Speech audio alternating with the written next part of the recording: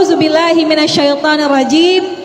Bismillahirrahmanirrahim. Subhanalladzi asra bi'abdihi lailam minal masjidil harami ilal masjidil aqsa.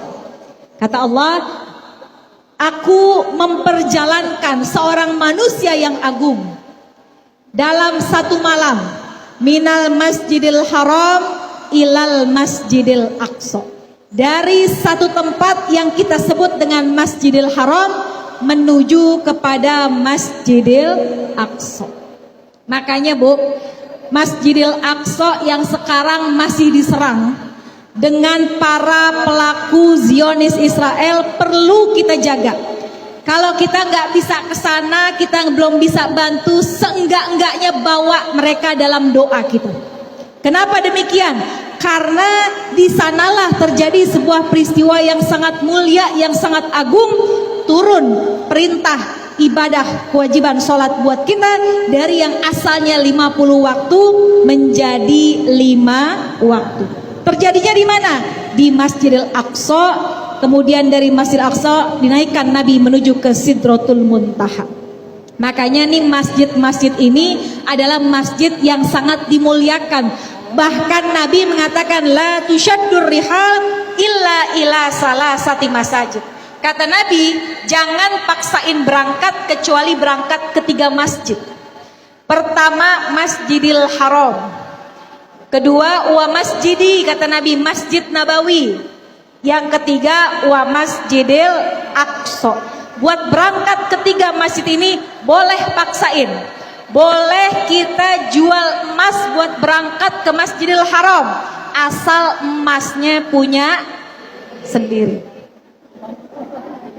Bu, boleh kita jual tanah buat berangkat ke Masjidil Aqsa, asal tanahnya punya sendiri. Kenapa?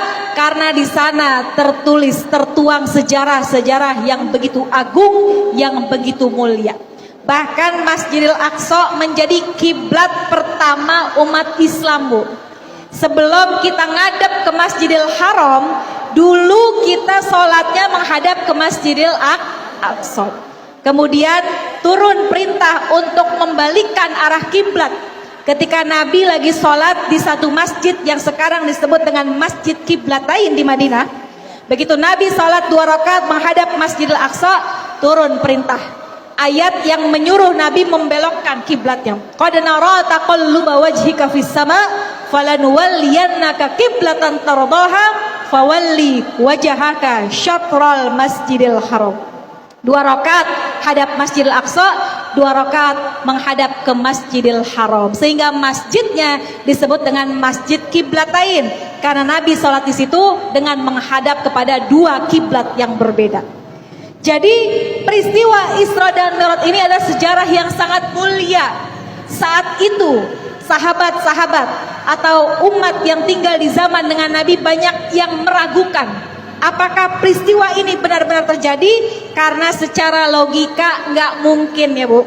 Dari Masjidil Haram ke Masjidil Aqsa, dari Masjidil Aqsa naik ke Sidratul Muntaha dan kurang dari 1 malam udah balik lagi ke Masjidil Haram, merubah keimanan banyak orang ketika itu. Tapi buat sebagian orang peristiwa Isra Mi'raj memantapkan iman mereka. Pun mudah-mudahan kita yang nggak lihat langsung, yang nggak hidup sezaman dengan Nabi langsung, mudah-mudahan kita pun meyakini akan adanya peristiwa Isra dan Mi'raj Nabi Muhammad sallallahu alaihi wasallam.